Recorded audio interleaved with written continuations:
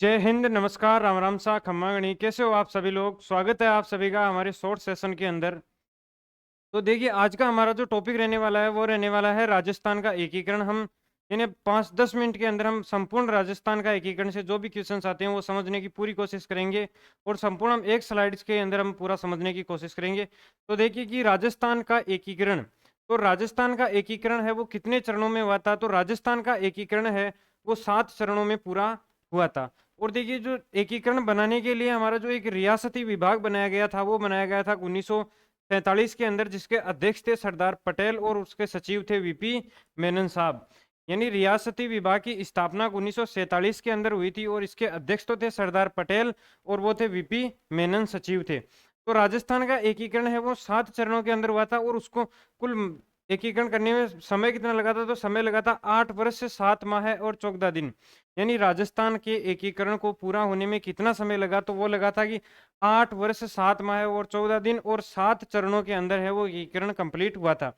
अब हमें सातों चरणों के नाम देखने हैं। तो पहला चरण आता है होता है मत्स्य संघ, सेकंड चरण है पूर्वी राजस्थान संघ, थर्ड चरण है संयुक्त राजस्थान संघ, और चौथा चरण है वृहत राजस्थान संघ। यह है बहुत इंपॉर्टेंट चरण है, चौथा चरण। फिर पांचवा आता है संयुक्त वृहत राजस्थान, और छठा और सातवां के सेम नाम है कि राजस्थान संघ और राजस्थान संघ। देखिए, इनकी डेट्स बहुत याद रखनी है। एग्जाम में सीधी सीधी डेट पूछी जाती है कि जो मत्स्य संघ की स्थापना है वो कब हुई, पूर्वी राजस्थान संघ की स्थापना कब हुई। तो प्रथम चरण है संघ। मत्स्य संघ की स्थापना वो हुई थी 18 मार्च 1948 को।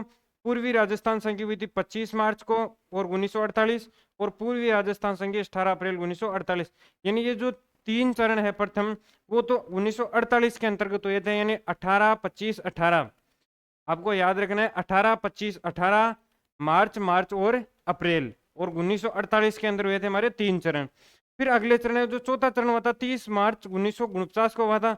और इसी 30 मार्च के दिन कौन सा दिवस मनाया जाता है? तो 30 मार्च के दिन हमारा राजस्थान दिवस मनाया जाता है, क्योंकि इस दिन राजस्थान का अधिकांशतः एकीकरण कंप्लीट हो गया था, और जो 4 बड़ी रियासतें उनका विलय होने के कारण राजस्थान दिवस है वो 30 मार्च को मनाया जाता है।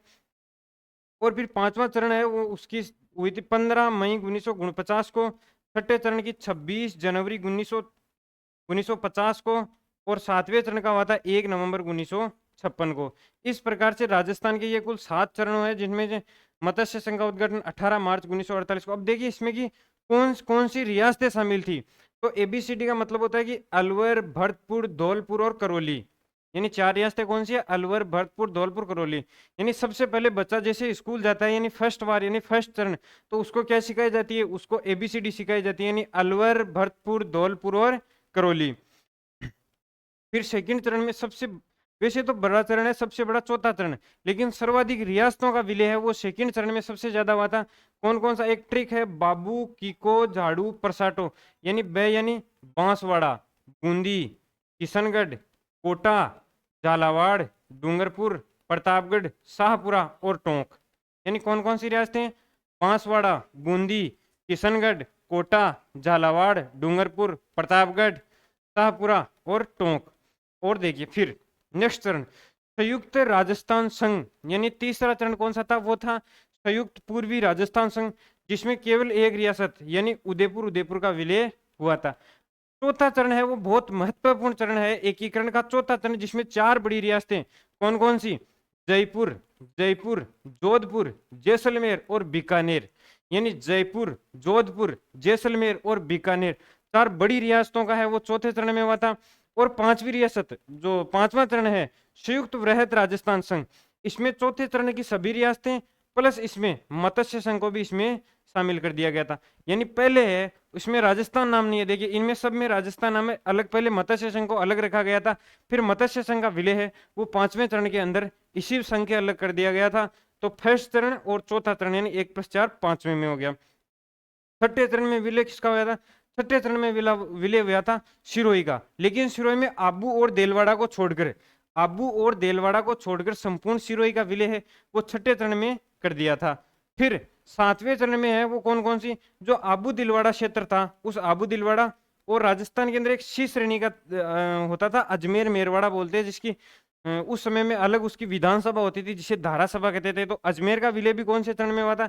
अजमेर का विलय 7वें चरण में हुआ था, आबू का विलय भी 7वें चरण में हुआ था। और वो एक सुनेल टप्पा एमपी का क्षेत्र है वो दिया गया था और लिया गया था।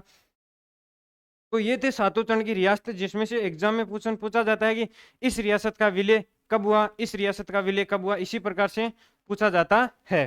फिर देखिए इनमें की अब आगे नाम आता है, वो आता है कि उद्घाटनकर्ता, यानी इसमें उद्घाटनकर्ता भी सीधे सीधे पूछे जाते हैं कि प्रथम रियासत का उद्घाटनकर्ता कौन था। तो इसमें एक छोटी सी सूत्र याद रखनी है कि गोडगिल गोडगिल चाचा पटेल, गोडगिल गोडगिल चाचा पटेल, यानी एनवी गोडगिल, नरहरि विष्णु गोडगिल। फर्स्ट और सेकंड दो चरणों के जो उद्घाटन करता थे वो कौन थे, वो थे नरहरि विष्णु गोडगिल। सेकंड के भी कौन थे, सेकंड के भी थे एनवी गोडगिल, यानी नरहरि विष्णु गोडगिल। और जो थर्ड चरण था, थर्ड चरण के चाचा, चाचा यानी कौन थे, जवाहरलाल नेहरू, यानी चाचा का मतलब है JL नेहरू, यानी गोडगिल गोडगिल चाचा, जवाहरलाल नेहरू को बोलते हैं चाचा। और फोर्थ चरण के कौन थे, फोर्थ चरण के थे सरदार वल्लभ भाई पटेल। तो आप इसे ट्रिक से याद रख सकते हो कि गोडगिल गोडगिल चाचा पटेल। देखिए ये थे। फिर सरदार पटेल के बाद में अगली नेक्स्ट चरणों का नहीं हुआ, इनमें फिर हमारे मुख्यमंत्री जी बन गए थे हीरालाल जी शास्त्री। इनका उद्घाटन करता है वो चार ही चरणों के पूछे जाते हैं, फर्स्ट सेकंड थर्ड फोर्थ। तो दो के तो है गोडगिल और तीसरे एनवी गोडगिल नरहरि विष्णु गोडगिल, थर्ड चरण के जवाहरलाल नेहरू और फोर्थ चरण के सरदार पटेल। फिर आता है कि राज प्रमुख, यानी राज प्रमुख कौन थे। तो देखिए इनमें जो अलवर भरतपुर करौली और धौलपुर थे, इनमें से सबसे बड़ी रियासत कौन सी थी, सबसे बड़ी रियासत थी भरतपुर। तो राजधानी तो भरतपुर को बना दिया गया था, लेकिन जो उद्घाटन करते थे वो थे उदय भान सिंह। और उदय भान सिंह कहाँ के थे, उदय भान सिंह थे धौलपुर के शासक। उदय भान सिंह को मत्स्य संघ का राज प्रमुख बनाया गया था। ये क्वेश्चन भी सीधा पूछा जाता है, क्योंकि इनमें सबसे बड़ी रियासत तो भरतपुर थी, लेकिन जो जिसका राज प्रमुख है वो बनाया था उदय भान सिंह को। और उदय भान सिंह कहाँ के राजा थे, वो थे धौलपुर के राजा। सेकंड चरण के अंदर इनमें से सबसे बड़ी रियासत थी वो थी कोटा। तो राजधानी तो बना गई थी कोटा को, और राज प्रमुख बनाया गया था कोटा शासक भीम सिंह को। यानी राजधानी कोटा और राज प्रमुख है वो कोटा के शासक थे महाराजा भीम सिंह। फिर आता है तीसरे चरण के अंदर बड़ी रियासत क्या एक ही मिलाई गई थी, कौन सी, उदयपुर को। और उदयपुर के शासक महाराणा भूपाल सिंह को बनाया गया था राज प्रमुख। अब देखिए चौथा चरण में चारों में बड़ी रियासतें थी, जयपुर है, जोधपुर है, जैसलमेर है और बीकानेर। लेकिन चौथे चरण के अंदर हमारी राजधानी बनी थी जयपुर, और उसी से लेकर आज तक हमारी राजधानी कौन सी है, वो राजधानी है जयपुर ही। और जयपुर शासक महाराजा मान सिंह सेकंड को क्या बनाया गया था, मान सिंह सेकंड को बनाया गया राज प्रमुख। इसी समय उदयपुर के शासक महाराणा भूपाल सिंह थे, वो हो गए थे नाराज कि भाई मेरे को तो प्रमुख चाहिए, बस राज प्रमुख का पद चाहिए। तो फिर इन्हें एक पद दिया गया था महाराजा प्रमुख, कि आप तो राज प्रमुख ही नहीं है, आज तो महाराज प्रमुख हो। इस पद में बाकी कुछ दम नहीं था, लेकिन ये दिया गया था बस इनको राजी करने के लिए, आप महाराज प्रमुख हो। तो सिर्फ महाराज प्रमुख का पद एक ही बार दिया गया था तीसरी रियासत के अंदर उदयपुर शासक भूपाल सिंह को। चौथे चरण के अंतर्गत देखिए जयपुर रियासत और इनके कौन है, मान सिंह। फिर पांचवी रियासत में वही चारों रियासतें शामिल थी, तो जयपुर के शासक वही मान सिंह राज प्रमुख थे और जयपुर रियासत थे। फिर इसके बाद में प्रधानमंत्री भी पूछा जाता है कि फर्स्ट सेकंड थर्ड फोर्थ और सभी चरणों के प्रधानमंत्री कौन थे। तो प्रथम चरण के प्रधानमंत्री तो थे शोभालाल कुमावत, यानी प्रथम चरण मत्स्य संघ के प्रधानमंत्री कौन थे, तो मत्स्य संघ के प्रधानमंत्री थे शोभाराम कुमावत। और दूसरे चरण के थे गोकुल लाल असावा, यानी दूसरे चरण के उद्घाटनकर्ता कौन थे, वो सॉरी दूसरे चरण के प्रधानमंत्री गोकुल लाल असावा। तीसरे के थे माणिक्य लाल जी वर्मा, यानी तीसरे चरण के जो प्रधानमंत्री थे वो थे माणिक्य लाल वर्मा, क्योंकि उदयपुर रियासत तो माणिक्य लाल जी वर्मा का संबंध भी कहाँ से है, उदयपुर से है। फोर्थ चरण के हमारे जयपुर शासक यहाँ पे हीरालाल शास्त्री के संबंध कहाँ से, जोबनेर जयपुर से। तो चौथे चरण के प्रधानमंत्री मान लो, या फिर इस समय राजस्थान के प्रथम मुख्यमंत्री भी कौन है, तो प्रथम मुख्यमंत्री भी हीरालाल शास्त्री। तो नेक्स्ट रियासतों में हीरालाल शास्त्री थे।